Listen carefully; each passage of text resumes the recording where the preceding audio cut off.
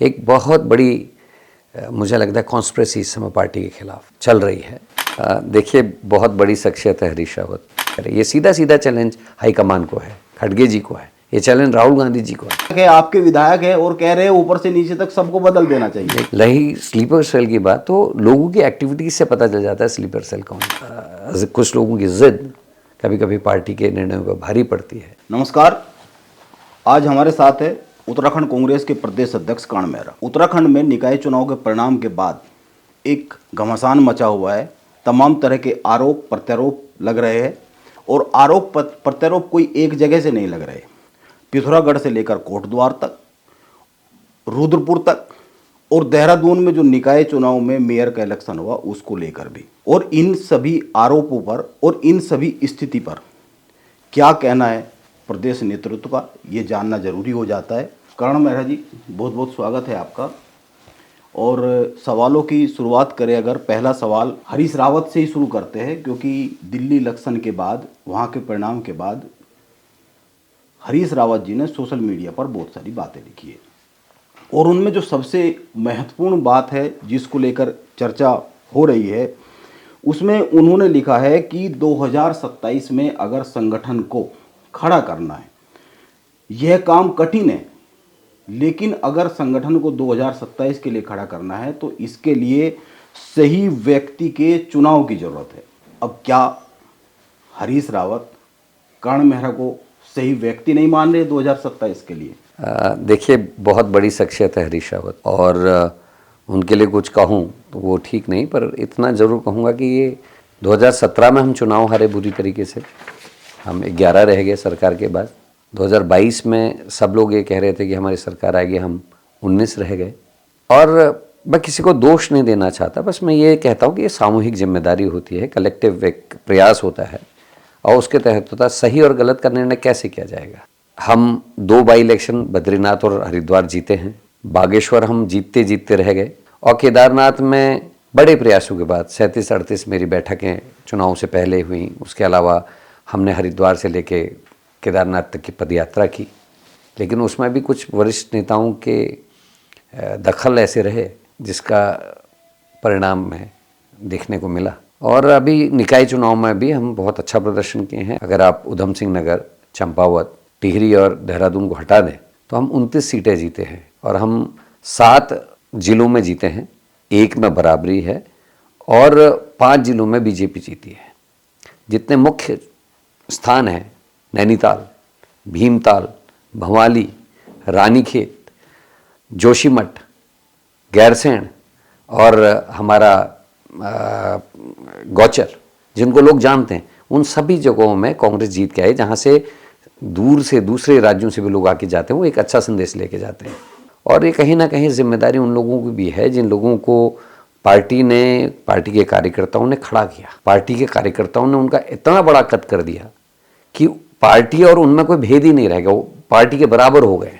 और ऐसे लोग जब छोटे चुनाव में, जहाँ दूसरी लाइन तीसरी लाइन की तैयारी होती है, क्योंकि निकाय के चुनाव बड़े चुनाव नहीं है और इसमें हम आने वाले 30 साल 25 साल के लिए जो लोग राजनीति करेंगे उन लोगों के कैडर को तैयार करते हैं। कैडर बिल्डिंग इन्हीं से होती है, निकाय चुनाव से, पंचायत चुनाव से, छोटे चुनाव। आपकी विधायकी को, आपके मुख्यमंत्री के पद को कोई चैलेंज नहीं करने वाले बच्चे हैं। अब जब वरिष्ठ लोग जिनको इतने ऊपर ले आए कार्यकर्ता कि वो और पार्टी बराबर से हो गए, वही कद हो गया कि पार्टी है या वो है एक ही बात है, जब वो कैंडिडेट्स के खिलाफ अपने लोगों को खड़ा करने लगे, जब वो कैंडिडेट्स के प्रचार में जाने से इनकार करने लगे, तो फिर चाहे आप किसी को भी किसी पे पद पे बैठा लो, फिर रिजल्ट्स ठीक नहीं आ सकते। इसमें पार्टी को विचार करना चाहिए। पिथौरागढ़ पर आते हैं जी। पिथौरागढ़ ने इन निकाय चुनाव में एक बहुत बड़ा संदेश दिया है, कांग्रेस की अंदरूनी राजनीति को लेकर भी और अंदरूनी राजनीति के कारण चुनाव किस तरीके से प्रभावित हो सकता है उस पर परिणाम को लेकर भी। जी। पिथौरागढ़ में कांग्रेस के विधायक है मयूख मेहर। जी। रिजल्ट आने के बाद मयूख मेहर ने 3 सवाल उठाए हैं। मैं 3 सवाल एज इट इज पढ़ देता हूं। उन्होंने पहला सवाल उठाया है, वो आपको झुमका पहलवान कहते हैं। उन्होंने पहला सवाल उठाया है कि क्या झुमका पहलवान उनके प्रत्याशी की शर्मनाक हार व जमानत जब्त होने पर नैतिक जिम्मेदारी लेते हुए अपने पद से इस्तीफा देंगे। दूसरा, दिल्ली कांग्रेस जो कुंभकर्णीय नींद सोई हुई है, जिनकी नाक के नीचे इन जैसे भाजपा के स्लीपर सेल को चिन्हित कर इनका निष्कासन करेगी। और तीसरा, मेरा निष्कासन कब करेगी कांग्रेस, क्योंकि मैं भाजपा के स्लीपर सेल जैसे लोगों के साथ इस पार्टी में नहीं रह सकता, क्योंकि यहाँ झूठ और फरेब के सिवा कुछ नहीं होता है। कांग्रेस के सिटिंग विधायक इतनी बड़ी बात अगर कह रहे हैं और कांग्रेस के सिटिंग विधायक कांग्रेस के उम्मीदवार के सामने अपना उम्मीदवार लेके आ जाते हैं, इस पर कांग्रेस का प्रदेश नेतृत्व क्या कहना? देखिए, मैं पार्टी में सबसे छोटा व्यक्ति हूँ, लेकिन मैं अपने हाईकमान को, आदरणीय खड़गे जी को, राहुल जी को, वेणुगोपाल जी को और अपने प्रभारी को धन्यवाद देता हूँ कि पिथौरागढ़ जैसे संवेदनशील सीट में उन्होंने कैडर का साथ दिया। हार जीत चुनाव में होती रहती है और कभी कोई जीतता है, कभी कोई हारता है, राजनीति है। लेकिन 2019 में जब यही मयूख मेहर जी चुनाव लड़ने से भाग गए, तब इसी अंजू लुंठी ने कांग्रेस का टिकट लेके चुनाव लड़ना तय किया, जबकि पता था कि बाई इलेक्शन है, प्रकाश पंत जैसी शख्सियत खत्म हुई है। उस समय चुनाव का परिणाम क्या होगा सबको पता था, और केवल 2400 वोट से हारी। मयूख मेहर जी ने एक झूठ बोला अभी इस इलेक्शन में कि मैं बीमार था और मुझे चौपर से जो है धामी जी ले गए, जबकि 2019 के चुनाव में मयूख मेहर जी कुछ दिन प्रचार कर रहे थे और तब धामी जी कुछ भी नहीं थे ऐसे कि वो चौपर से ले जा सके या उनकी मदद कर सकें। वो मुख्यमंत्री अभी बने हैं 22 में और उससे 1 साल पहले। तो झूठ से जीते हैं। दूसरा, झुमके और कुंडल में जिस व्यक्ति को फ़र्क पता ना हो, वो सनातन धर्म की बात कर रहा था, उसकी भी मुझे हंसी आती है। मैंने कुंडल पहने हैं, कर्ण भेदन होता है, और मैं जिस धर्म से आता हूँ हमारे यहाँ कुंडल पहनना आवश्यक माना जाता है और मैं अपने कस्टम्स को मानता हूँ, इसलिए मैं पहनता हूँ। ये मेरा निजी वो है। तीसरी बात, वो कहते हैं स्लीपिंग सेल। तो जो आदमी ऐसा जिसको पार्टी ने टिकट दे दे के कई बार विधायक बनाया हो और 19 में धोखा देने के बाद दोबारा से मेन इलेक्शन में चुनाव लड़ा दिया हो, जिस पर पार्टी का एहसान हो, वो व्यक्ति जब पार्टी को आवश्यकता थी, उनके अलावा या उनके परिवार के अलावा जब किसी को टिकट गया तो उन्होंने अपना प्रत्याशी खड़ा कर दिया। तो स्लीपिंग सेल कौन हुआ? प्रदेश का अध्यक्ष या वो स्वयं? और हाईकमान के ऊपर आप आरोप लगा रहे हैं। एक तरफ हम सब कहते हैं कि कैडर बिल्डिंग आवश्यक है, सेकंड लीडरशिप, थर्ड लीडरशिप हमारी तैयार रहनी चाहिए। दूसरी तरफ हम जब छोटे चुनाव हैं, आपकी विधायकी को तो कोई चैलेंज था नहीं मयूख मेहर जी की, भाई उन्हीं ने लड़ना था 27। तो जब निकाय में भी आप किसी को नहीं आने देंगे तो आप कैसे कह सकते हैं कि कौन गलत है कौन सही है? और मैं फिर एक बार आपके माध्यम से अपने हाईकमान को धन्यवाद देता हूं। एक अच्छा, हारे हम जरूर हैं, लेकिन एक अच्छा मैसेज पूरे प्रदेश में गया है कि पार्टी अब अपने कैडर और संगठन के संग खड़ी है। किसी ऐसे व्यक्ति के दबाव में पार्टी काम नहीं करेगी जो अपने ताकत के दम पर या विधायक होने के दम पर या किसी अन्य दम पर जो है पार्टी को चैलेंज करे। ये सीधा सीधा चैलेंज हाईकमान को है, खड़गे जी को है, ये चैलेंज राहुल गांधी जी को है, ये चैलेंज वेणुगोपाल जी को है, ये चैलेंज हमारे प्रभारी को है। ये संयुक्त प्रयास से टिकट हुए हैं और बातचीत के बाद टिकट हुए हैं। ये ज़रूरी नहीं कि हर चीज़ विधायक के कहने के हिसाब से ही हो। लेकिन एक कमाल की बात हो रही है मेहरा साहब, उत्तराखंड में कांग्रेस में अगर आप पिथौरागढ़ देखेंगे, हम कोटद्वार पर आ जाते हैं। कोटद्वार की अगर हम बात करें, सुरेंद्र सिंह नेगी कह रहे हैं कि लक्ष्मण रेखा रंजना रावत की तरफ से खींची गई, इसीलिए हम प्रचार में गए ही नहीं, उन्होंने ही मना कर दिया है। तो जो निकाय चुनाव में कांग्रेस के उम्मीदवार को लेकर आरोप लग रहे हैं कि साथ नहीं दिया, इसलिए कांग्रेस कोटद्वार में हार गई, पिथौरागढ़ में हार गई, जमानत जब्त हो गई पिथौरागढ़ में। तो और अब वही लोग सामने आकर कह रहे हैं कि प्रदेश नेतृत्व और संगठन ने काम नहीं किया, हमारी तो सुनी नहीं, हमसे तो बात ही नहीं की। देखिए, जो चयन प्रक्रिया थी उसमें प्रभारी नियुक्त किए गए। उन्होंने 2022 के कैंडिडेट से, वहाँ के सीनियर जितने थे और जिलाध्यक्ष इत्यादि से बातचीत करके पैनल भेजा और पैनल में निर्णय करने का अधिकार 6 लोगों को दिया गया।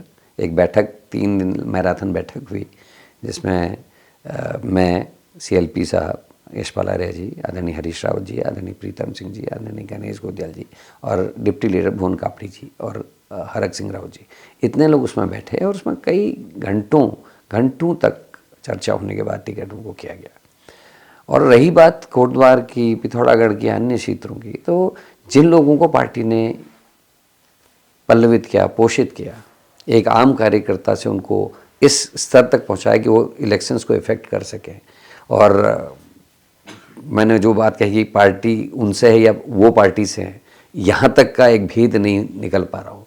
जब वो लोग चुनाव में पार्टी के कैंडिडेट टिकट डिक्लेयर होने के बाद, टिकट होने तक लड़ाई चलती है, मेरा आदमी हो, इसका आदमी हो, लेकिन जब पार्टी ने एक निर्णय कर दिया, टिकट दे दिया, तो जिन लोगों को आज तक पार्टी ने विधायक बनाया या अन्य पदों में बैठने का मौका दिया, ये उनकी भी एक नैतिक जिम्मेदारी होती है कि वो कैंडिडेट, पार्टी के द्वारा घोषित कैंडिडेट की मदद करें। और मुझे लगता है कि इस पर पार्टी को निर्णय भी करना चाहिए और विचार भी करना चाहिए कि ये सब जो हो रहा है इसको कैसे ठीक किया जाए। लेकिन सवाल ये बहुत महत्वपूर्ण बनता है कि एक तरफ अभी बीजेपी का एक कार्यशाला हुई, उसमें बीजेपी के प्रदेश अध्यक्ष ने मंच से कहा कि जो अनुशासनहीन है उनको हम संगठन में कोई पद नहीं देंगे, जो पार्टी को छोड़कर जाने के बाद जीता हो या हारा हो उनको हम वापस नहीं लेंगे। दूसरा, कांग्रेस में जो पार्टी के उम्मीदवार के सामने अपना उम्मीदवार खड़ा कर कर हारने की एक स्थिति बना देते हैं, उन पर कोई एक्शन ही नहीं हो रहा है। देखिए, इसमें दो उत्तर है मेरे। एक तो बीजेपी ने जो कहा, महेंद्र भट्ट जी ने, मैं उसमें इतना ही कहूँगा कि अपनी पार्टी के गए हुए को या इंडिसिप्लिन करने वाले को नहीं लेंगे, लेकिन कांग्रेस से आए हुए आयतित विधायकों को, कांग्रेस के भगोड़ों को आप अपने यहाँ शामिल करें, उनको सम्मान देंगे। रही पार्टी की बात, तो एक इसको समझने की ज़रूरत है। मैं बहुत दिनों से इस पर विचार कर रहा। एक पैटर्न है, चाहे वो जोत सिंह बिस जी गए हों, फिर उन्होंने तोड़फोड़ की कोशिशें की हों, जबकि उनको विधायक भी चुनाव लड़ा चुके 2 बार और वरिष्ठ उपाध्यक्ष थे। उसके अलावा चाहे जगत खाती पिथौरागढ़ गए हों, चाहे वो बिट्टू कर्नाटक गए हों, चाहे रुद्रपुर से बातें उठ रही हों, चाहे वो कोटद्वार से बातें उठ रही हों, चाहे कुछ लोग दिल्ली के दौरे कर रहे हों, ये एक पैटर्न है। और मेरे अगल बगल रहने वाले लोग या जो मेरे शुभचिंतक हैं, वो मुझे बार बार इंगित कर रहे हैं कि एक सिंगल पैटर्न है, इसको समझने की ज़रूरत है और इसके पीछे कौन है इसको समझने की ज़रूरत है। लेकिन ये काम हाईकमान का है, उनको इसको देखना चाहिए। और मैं भी, क्योंकि मेरे लिए सभी वरिष्ठ हैं इस पार्टी में और मेरी जिम्मेदारी केवल संगठन के काम करना, मेहनत करने की है। जहाँ तक मेरे पे प्रश्न चिन्ह है, तो मैं कह रहा हूँ, मैंने बद्रीनाथ और हरिद्वार 2 सीटें जिताई हैं बाई इलेक्शन, और ये पहले कभी नहीं हुआ। और अभी निकाय चुनाव में भी हमने अच्छे परिणाम दिए हैं। हम नैनीताल, भवाली, भीमताल, रानीखेत, दौराहाट, गौचर, गैरसैंण जो हमारी राजधानी होनी चाहिए, और जो हमारा जोशीमठ है जिसको सब लोग जानते हैं, ये सारे महत्वपूर्ण सीटें हम जीते हैं। और उसके बावजूद भी जो जिस तरीके के बयानात आ रहे हैं वो निश्चित ही चिंता में डालने वाले हैं।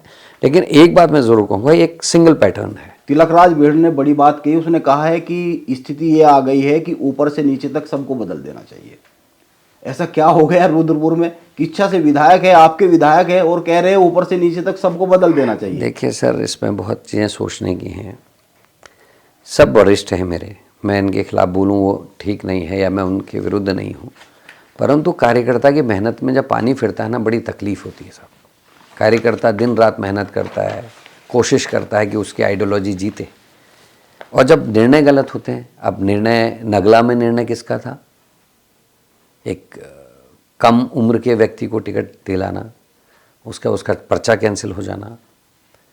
एक नज़दीकी व्यक्ति के ऑडियो जारी हुए हैं जिसमें वो कह रहे हैं हम कमज़ोर कैंडिडेट उतारेंगे ताकि बीजेपी का कैंडिडेट जीत सके। तो इन सब चीज़ से मैं पैटर्न की जो बात कर रहा हूँ, एक बहुत बड़ी मुझे लगता है कॉन्स्पिरेसी इस समय पार्टी के खिलाफ चल रही है, और निश्चित ही इससे कार्यकर्ता का मनोबल टूट रहा है लगातार ऐसे बयानों से, ऐसी बातों से, जबकि हम जीत रहे हैं। जीत को भी आप अगर हार प्रदर्शित करेंगे, मैं बोल रहा हूँ, हम 7 जिले जीते हैं, 1 में बराबरी है, 1 हम लाए हैं, 1 बीजेपी लाई है, 8 के बाद 13 में से आप 8 हटा दीजिए, 5 में बीजेपी जीती है।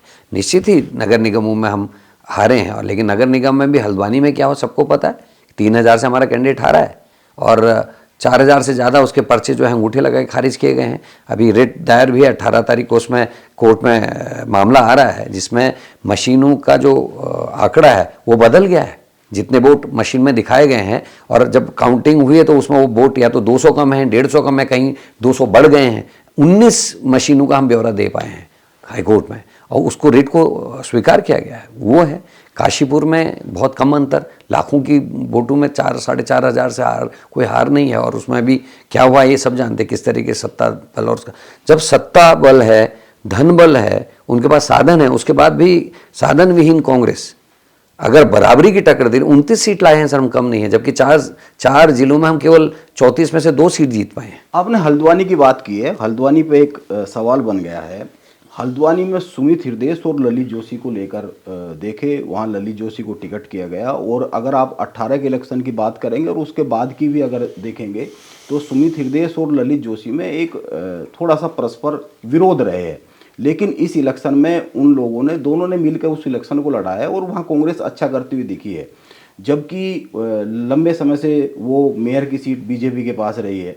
तो जिस तरह का तालमेल हल्द्वानी में बन गया, वो पिथौरागढ़ कोटद्वार में क्यों नहीं बना? देखिए, सुमित हृदयेश एक मैं कहूँगा एक साख में चल रहे हैं। वो एक बड़ी लेगेसी को लेके आए। उन्होंने बचपन से राजनीति को देखा है, उन्होंने उतार और चढ़ाव सब देखे हैं। उनको ना तो किसी चीज़ की प्राप्ति से अहंकार आता है, न किसी चीज़ के चले जाने से दुख होता है, क्योंकि वो सब चीज़ देख चुके हैं। और एक बड़ा दिल दिखाया, चुनाव लड़ा, चुनाव का प्रबंधन किया। ललित और उनकी जोड़ी ने बीजेपी के नाकू चने चबा दिए। और जिस तरीके का बयान पत्रकारों के लिए जीते हुए व्यक्ति ने दिया है, जीतने के तुरंत बाद गाली देते हुए, माँ की और बद्दी गाली दी है, उसका ऑडियो आया है, वीडियो आया है, तो इससे समझा जा सकता है कि कितना परेशान ललित जोशी और सुमित हृदयेश की टीम ने किया। अच्छा होता कि सुमित छोटा जरूर है उम्र में, उसके बड़प्पन को हमारे और लीडर्स ने सीखना चाहिए कि आप तभी आगे बढ़ते हैं जब आप दूसरे को भी आगे लेके चलते हैं। ये नहीं हो सकता कि आप हैच कटर बन जाएं कि मैं उगाऊं और एक लिमिट से बढ़ने पे गल्ला काट दिया जाए, जैसे झाड़ी काटता है हैच कटर। तो कुछ लोगों की आदत ऐसी होती है, वो बुश लगाते हैं अपने बगीचे में सुंदरता के लिए, लगाते खुद हैं, लेकिन उसकी वो कटिंग वटिंग करके उसको एक लेवल से ऊपर नहीं बढ़ने देते। तो कुछ लोगों का आजकल ये हो गया है रिवाज कि वो किसी को बढ़ते हुए नहीं देख सकते। अगर बड़ा दिल दिखाया होता हमारे बड़े लोगों ने तो हम पिथौरागढ़ जीतते। भाई, एक लड़की जो 19 का चुनाव उपचुनाव लड़ती है, पता होने के बाद कि हार सकते हैं, एक लड़की जो 3 साल से लगातार जिलाध्यक्ष, मेन कांग्रेस की जिलाध्यक्ष होने के नाते लगातार जेल भरो भी कर रहे, वो अंकिता के उसमें 4 दिन यहाँ पिथौरागढ़ से यहाँ आई जेल भरने के लिए, उसका पिथौरागढ़ में कार्यक्रम किया। वो SSC भर्ती घोटाले से लेकर पटवारी पेपर लीक से लेकर तमाम हमारे कार्यक्रमों को वही कर रही, सारे कार्यक्रमों में आती है।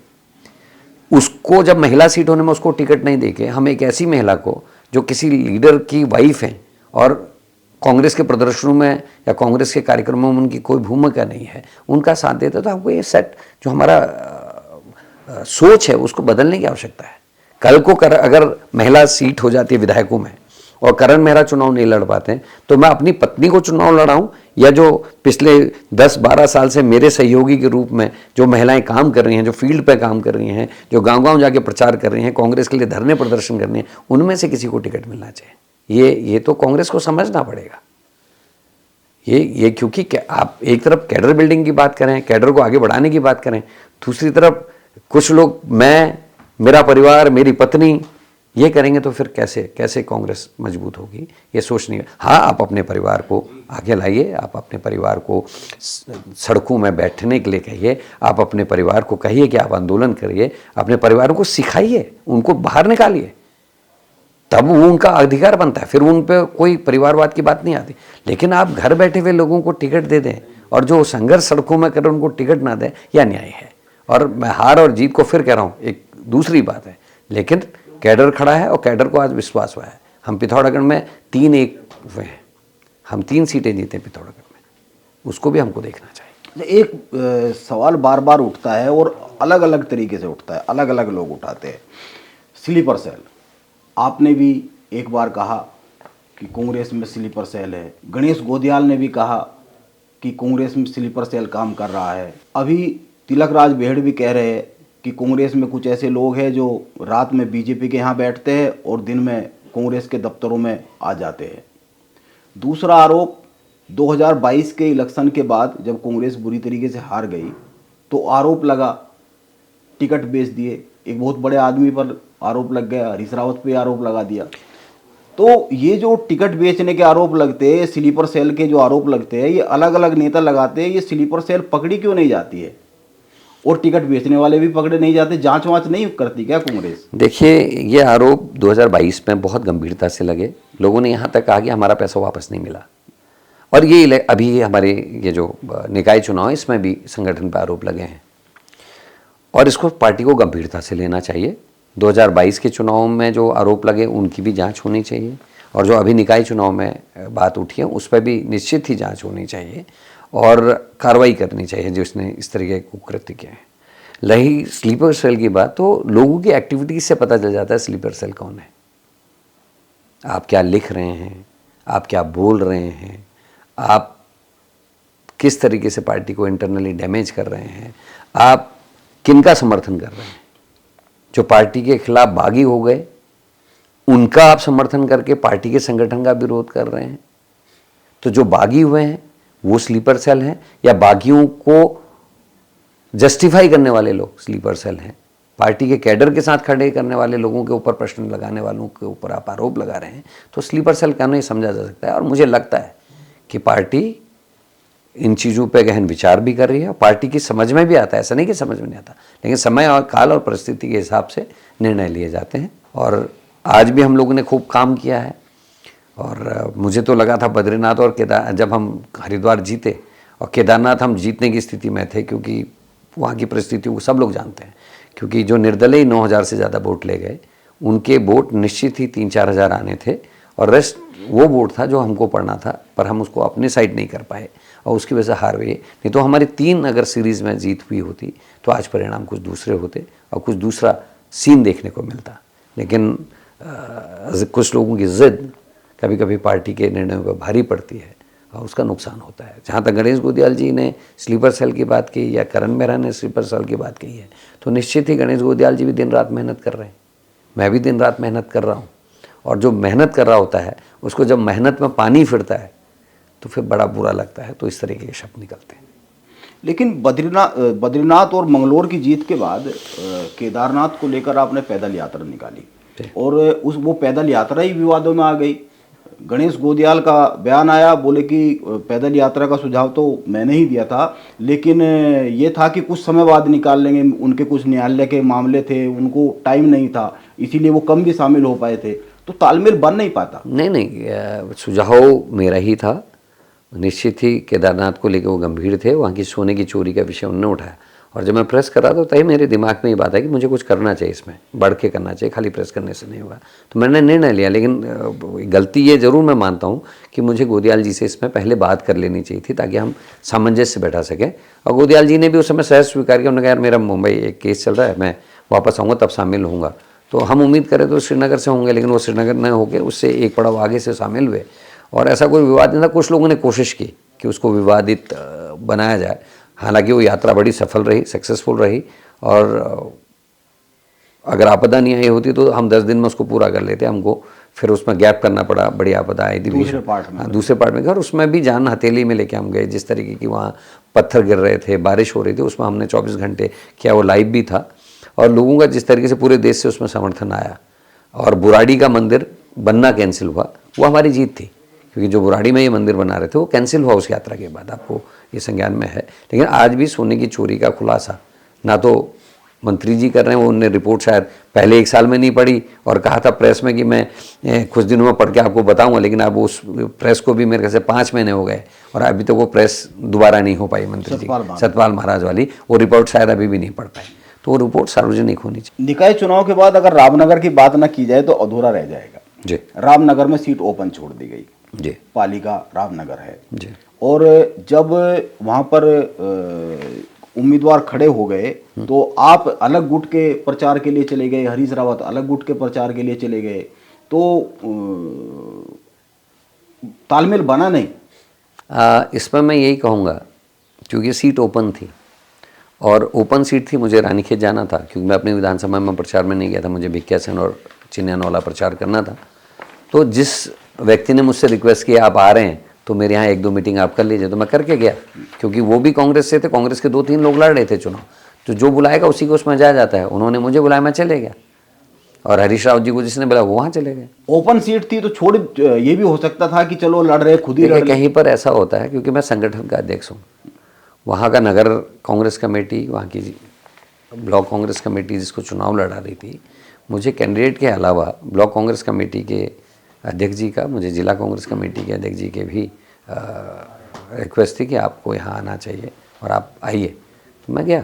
अगर रुद्रपुर में देखें, राजकुमार ठुकराल तो आने वाले थे कांग्रेस के पास, और राजकुमार ठुकराल को शामिल नहीं किया, और जब ये एक संदेश रुद्रपुर में जाने लगा कि राजकुमार ठुकराल तो कांग्रेस के साथ दिख रहे हैं, कांग्रेस के साथ दिख रहे हैं, कांग्रेस के फायदा हो सकता है, बीजेपी ने उसको मैनेज कर लिया। तो बीजेपी क्या है, लगातार कांग्रेस के लोगों को तोड़ कर जो वोटर है उसको एक संदेश दे रही है कि कांग्रेस में तो भगदड़ मची हुई है। राजकुमार ठुकराल तो आने वाले थे। असल में बीजेपी और कांग्रेस में एक फ़र्क है। बीजेपी को चुनाव जीतने के अलावा कुछ नहीं आता, उनको फ़ायदे और नुकसान से कोई मतलब नहीं है, ना राष्ट्र के नुकसान या सामाजिक नुकसान या फ़ायदे से कोई मतलब नहीं होता, वो करती है बस वो एक चीज़ काम। कांग्रेस में थोड़ी बाध्यताएं हैं, कांग्रेस में थोड़ी रिस्ट्रिक्शंस हैं, आप अकेले कोई निर्णय नहीं ले सकते, बहुत सारे चीज़ें हैं। नहीं तो इस समय कम से कम 5 या 6 ऐसे MLAs हैं, XMLA, जो कांग्रेस में शामिल होना चाहते हैं, जो लगातार मेरे से संपर्क में हैं। बीजेपी के हैं, कुछ और भी रहे हैं, लेकिन पार्टी में मैं जो पैटर्न की बात कर रहा हूँ उसी से हम परेशान हैं, क्योंकि वो ऐसा माहौल एक क्रिएट हो जाता है हमारी कांग्रेस में कि नहीं इसको नहीं आने देना, नहीं इसको नहीं आने देना, नहीं इसको नहीं आने देना। जो अगर फ्री हैंड होता तो मैं इस समय 5 या 6 विधायकों को, पूर्व विधायकों को कांग्रेस शामिल करा चुका होता। भीतरघात के बार बार आरोप लगते हैं, 22 के बाद भी लगे, अभी भी लग रहे हैं, एक्शन क्यों नहीं होता? देखिए, जो PCC लेवल के लोग उन पर मैं एक्शन ले रहा हूँ, कईयों पर हमने लिया भी है और अभी और सख्त लेंगे, और जो AICC लेवल के लोग हैं उसका निर्णय दिल्ली से होना है। वो बहुत सारी चीज़ों पर मंथन इस समय दिल्ली में चल रहा है। इस समय AICC में भी कुछ परिवर्तन हो रहे हैं, कुछ स्टेट्स में परिवर्तन हो रहे हैं, तो उसका मंथन चल रहा है। मुझे लगता है इन सब चीज़ों से निपटने के बाद इन सब चीज़ों पर भी संज्ञान लिया जाएगा। अच्छा, रुद्रपुर में बड़े कांग्रेस के दिग्गज लोग रुद्रपुर में आते हैं, और रुद्रपुर में निकाय चुनाव में साफ ही हो गए करीब यशपाल आर्य की केवल बाजपुर जो निकाय है वो बचा। क्या यशपाल आर्य का जो एक बयान वायरल हो गया जय इस्लाम का, हालांकि यशपाल आर्य का कहना है जय इस्लाम नहीं, जय इस्लाम नगर बोला था, लेकिन बीजेपी के लिए तो दोनों का करीब करीब मतलब एक ही निकलता है। तो उधम सिंह नगर, तो वैसे भी उधम सिंह नगर में 5 विधायक है, तो उधम सिंह नगर में ऐसा क्या हो गया? देखिए, सेट पैटर्न पे आऊँगा। एक तो सेट पैटर्न कांग्रेस के अंदर, एक सेट पैटर्न उनके अंदर है जो इस टाइप के वीडियो चलाते हैं, चाहे वो हीरा सिंह बिजली का वीडियो हो, उनसे क्या 80 ईयर से ऊपर के आदमी से कुछ कहलवाया जाए और उसकी वीडियो जारी करी जाए, इस्लाम नगर को इस्लाम दिखा के वीडियो जारी करी, उससे जो नुकसान, बाद में आप उसको डिलीट कर दें, आप उसमें माफ़ी मांग ले, चल जाएगा, लेकिन उससे जो नुकसान पार्टी को होना था वो हो चुका था। उन्होंने इस्लाम नगर कहा, मेरे पास उसकी ओरिजिनल वीडियो है, और उसको इस्लाम, जय इस्लाम दिखाया गया ताकि एक हिंदू मुसलमान का नैरेटिव सेट करने का मौका बीजेपी को मिल जाए। उधम सिंह नगर में हमको बैठ के, क्योंकि वहाँ हमारे 6-7 बड़े नेता हैं, उसमें आदरणीय यशपाल जी हैं जिन्होंने अपनी सीट बचाई, भुवन भाई हैं हमारे डिप्टी लीडर, वहाँ तिलक राज बेहड़ जी हैं जो आज बातें हो रही हैं, वहाँ ST के अध्यक्ष हैं गोपाल राणा जी प्रदेश अध्यक्ष, वहाँ किसान मोर्चे के प्रदेश अध्यक्ष हैं, वहाँ यूथ कांग्रेस के अध्यक्ष हैं भुल्लर जी, वहाँ आदेश भाई हैं, वहाँ MP कैंडिडेट भी हैं।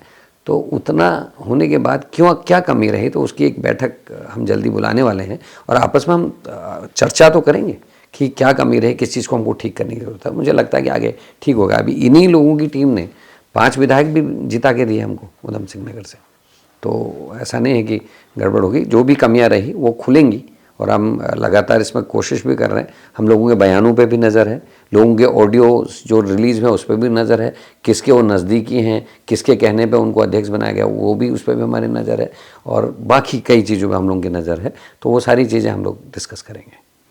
अंत की तरफ बढ़ेंगे, लेकिन उसके पहले हरीश रावत के एक बयान पर और बात करते हैं। हरीश रावत का एक बयान अब बड़ा विवादों में आ गया है। हरीश रावत ने कहा है, मैं बयान को एज इट इज पढ़ देता हूँ, क्योंकि हरीश रावत ने यह भी कहा है कि मेरे लंबे चौड़े बयान में से किसी एक लाइन को निकाल के उसके मतलब निकाले जाते हैं, तो मैं पूरा पढ़ देता हूँ। हरीश रावत ने लिखा है कि दिल्ली का सकल चुनाव परिणाम चिंतनीय एवं विचारणीय है। भाजपा संपूर्ण शक्ति लगाकर छल बल धन की युद्ध नीति अपनाकर जीत के लिए काम करती है। भाजपा के पास इस समय प्रधानमंत्री जी और गृह मंत्री जी के रूप में दो विपक्ष को रौंद देने वाले जबरदस्त प्रचारक है। दिल्ली जीते उससे पहले बिहार की तैयारी, यह है आज की भाजपा। इसके विपरीत गठबंधन में एक दूसरे पर दोष निकालने की होड़ है। दो सवाल बनते हैं। एक, क्या आप भी मानते हैं कि कांग्रेस की हालत ऐसी हो गई है कि केवल प्रधानमंत्री नरेंद्र मोदी और गृह मंत्री अमित शाह रौंद देने वाले प्रचारक हो गए हैं, चिंता बन गई है? दूसरा सवाल ये बनता है कि हरीश रावत कह रहे हैं कि गठबंधन में एक दूसरे पर दोष निकालने की जो होड़ मची हुई है, क्या इसी तरह की होड़ तो उत्तराखंड में कांग्रेस के भीतर भी दिख रही है? देखिए, इसमें क्योंकि हरीश रावत जी की बात पे कुछ कहूँ उस लायक मैं नहीं हूँ, लेकिन ये जरूर कहूँगा यहाँ पर दो तीन चीज़ों की कमी है। केवल इनको प्रचारक क्यों मान रहे हैं? अडानी और अंबानी को कैसे भूल जा रहे हैं जो अर्थधन पूरा पीछे से लगाते हैं? और दूसरा, बिहार की जहाँ तक तैयारी की बात उन्होंने कही है, हमारे राहुल जी की और नीतीश जी के घर में जो मुलाकात हुई है 3-4 दिन पहले, वो भी इस इलेक्शन के तुरंत बाद हुई है। तो अपनी पार्टी जो अच्छा कर रही है उस पर भी नज़र होनी चाहिए, और जो दूसरी पार्टी है वो जो कर रही है उस पर सतर्कता बरतने की आवश्यकता है। और ऐसा कुछ हम ना बोलें जिससे हमारे अपने कार्यकर्ता का मनोबल टूटे, इस चीज़ का हमको ध्यान देना चाहिए। अच्छा, देहरादून कैसे हार गए? देखिए सर, इसमें मैं यही कहूँगा कि मुझे पूरे देहरादून में एक भी शख्स, चाहे वो बीजेपी का ही क्यों ना हो, ये नहीं मिला जिसने कहा कि टिकट गलत हो। सब ने कहा बेहतरीन टिकट है, इस बार मुकाबला हो जाएगा बहुत तगड़ा और बहुत अच्छा चुनाव लड़ेंगे। मुझे लगता है कुछ प्रबंधन की कमी और कुछ बेईमानी। जिस तरीके से कई बक्सों में सील नहीं थी और बुलाने के बाद, बोलने के बाद सुनी नहीं जा रही थी, और जो कह रहा था कि बक्से में मेरे दस्तखत थे, दस्तखत नहीं है, प्लेन कागज़ कहाँ से आ गया, इसमें मोहर लगी थी, वो कहाँ चले गई, उन लोगों को उठा के पुलिस ने डिटेन कर लिया 2-2, 3-3 घंटे। बक्सों में यहाँ भी बूटों में फ़र्क है। और कई चीज़ें ये भी कही गई कि भाई कई वार्ड्स में अगर आप देखें तो वहाँ लोगों के जो अभिकर्ता थे उनको 1-1 घंटे के लिए बाहर किया गया बक्से सील होने से पहले। वो क्यों किया गया? और उन्होंने आरोप भी लगा, उन्होंने बात भी करी, उनकी सुनी नहीं गई। यहाँ तो एक नवीन है हमारे, उन्होंने तो दरवाज़ा तोड़ना पड़ा उनको, और वहाँ वोट परिवर्तन हुए। तो जो जब अभिकर्ता होता है तो उसको फॉर्म 17C देने के बाद ही कमरे से बाहर किया जाता है, लेकिन और सील करने के बाद फॉर्म 17C दिया जाता है। लेकिन इस चीज़ की प्रक्रिया का पालन नहीं किया गया, और कई जगहों से ऐसी रिपोर्ट्स हैं जहाँ लोगों के जो अभिकर्ता थे उनको बाहर किया गया। उसके बाद 1 घंटे बाद जब हल्ला गुल्ला हुआ तब सीलें लगाई गई और उनको वो दी गई। काउंटिंग में भी इवन जिन लोगों ने दस्तखत किए थे उनके आरोप ये लगाए उन लोगों ने कि साहब हमारे दस्तखत नहीं, ये मशीन गड़बड़ है, इसकी पहले से खुली हुई है, लेकिन मतलब डब्बा खुला हुआ है, उस पर सुना नहीं गया, क्योंकि इतना बड़ा हो ही नहीं सकता था। क्योंकि आप भी एज ए जर्नलिस्ट किसी से भी पूरे देहरादून में पूछ ले, सब आश्चर्य कर रहे हैं, मतलब ऐसी परिस्थिति हो ही नहीं सकती थी जो हुई है। लेकिन हार 1 लाख से ज़्यादा की है। मैं कह रहा हूँ ना, बेईमानी के अलावा और कोई कारण नहीं हो सकता इतनी बड़ी हार का। चलिए आखिरी सवाल पर आते हैं। आपका कहना है कि बीजेपी छल बल और धन के सहारे आगे बढ़ती जा रही है। जी। 2027 आ रहा है जी। बीजेपी के पास धन बल छल जैसा आप कह रहे हैं, कांग्रेस के पास अंदरूनी लड़ाई है, घमासान है, हर इलेक्शन के पहले भी होता है, दौरान भी रहता है। 22 के इलेक्शन में तो ये आरोप लग गए, हरक सिंह रावत का तो ऑन कैमरा बयान है, बोले कि अकेले हरीश रावत के कारण 5 सीटें हार गए थे। तो 27 कैसे करेंगे, क्या रोड में? देखिए, बड़े नेताओं पर मैं बयान नहीं दूंगा। जो रोड मैप मेरा बागेश्वर में था, जो रोड मैप मेरा बद्रीनाथ में था, जो रोड मैप मेरा हरिद्वार में था, वही मेरा 2027 का रोड मैप है। हम चाहते हैं, जैसे बद्रीनाथ में जिस दिन भंडारी जी ने राष्ट्रपति के चुनाव में हिस्सा नहीं लिया, उसी दिन से हमने लखपत जी को कह दिया था कि आपको चुनाव लड़ना पड़ेगा, पूरी संभावना रहेगी, आप तैयारी कीजिए। कांग्रेस को 2027 के लिए अभी से कमर कसनी होगी। कांग्रेस का अपने कैंडिडेटों को अभी से तैयार करना पड़ेगा कि भाई ये कैंडिडेट होंगे, क्योंकि जो आखिरी के हफ्ते में जब छीना झपट होती है, इसीलिए 22 में वो आरोप लगेगा टिकट बेचने और खरीदने के। अगर पहले से सेट पैटर्न होगा, ये पता होगा कि फलाने व्यक्ति ने चुनाव लड़ना है, वो अपना 1.5-2 साल मेहनत करके उस चुनाव के लिए अपना माहौल बनाएगा और हम जीतेंगे, मुझे लगता है। बिल्कुल, कर्ण मेहरा जी का कहना है कि 27 का इलेक्शन जीतेंगे। अब 27 का इलेक्शन का परिणाम क्या रहेगा, अभी बहुत लंबा समय है, तैयारियां क्या रहेगी, परिणाम क्या रहेगा, उम्मीदवार कौन रहेंगे। लेकिन दो बातें बहुत महत्वपूर्ण निकल कर सामने आई। एक, कर्ण मेहरा का कहना है कि जो विरोध कर रहे हैं और सवाल उठाते हैं इलेक्शन के पहले और इलेक्शन के बाद, वो एक पैटर्न है कांग्रेस में, उस पैटर्न को समझने की ज़रूरत है। दूसरी बात ये है कि जो लोग कांग्रेस के उम्मीदवार के ही विरोध में खड़े हो जाते हैं, उन पर एक्शन क्यों नहीं हो रहा है। इनका कहना है कि हाईकमान इसको देखेगा, अब कब एक्शन होगा ये देखने की बात होगी, और कांग्रेस किस राह पर आगे बढ़ती है ये भी देखने की बात होगी। फिलहाल तो कर्ण मेहरा जी, आपका बहुत बहुत धन्यवाद। Thank you. Thank you.